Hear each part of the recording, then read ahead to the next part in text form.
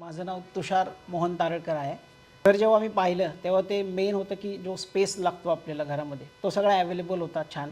आणि त्याच पद्धतीने जो सॅम्पल फ्लॅट दाखवला होता आणि पजेशन सांगितलं होतं आम्हाला 3 वर्षांमध्ये. तर मेन सॅम्पल फ्लॅट ज्या बेसिसवरती दाखवलं होता आणि त्याच बेसिसवर ॲक्च्युअल फ्लॅट आणि मेन असतं ते पजेशन की ज्या डेटला ते कमिट केले त्यावेळेस ते मिळेल की नाही. तर ते त्याच दिवशी आम्हाला मिळालं. तर हा खूप चांगला आणि महत्त्वाचा पार्ट होता याच्यामधला. आता 1 वर्ष कंप्लीट होतं आहे आम्हाला तिथे.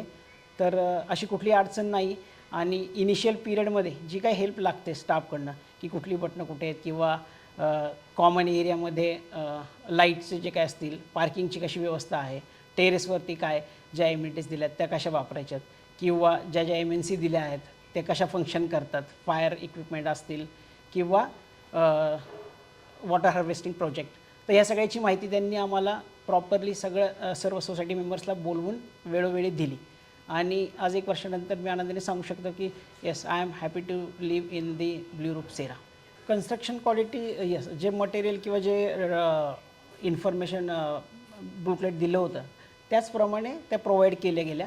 त्यामुळे येस, आणि आजही 1 वर्षानंतर कुठल्याही याला इश्यू आला नाही. फ्लॅट बघितल्यानंतर हा फ्लॅट जेव्हा बघतो त्यावेळेस ज्या चेंजेस आपल्या मनामध्ये काही असतातच नेहमीच, तर ते चेंजेस देखील ह्या नवीन फ्लॅटमध्ये कन्सिडर केले गेलेत. स्पेशियस फ्लॅट आहे आणि लोकेशनही छान दिसतंय.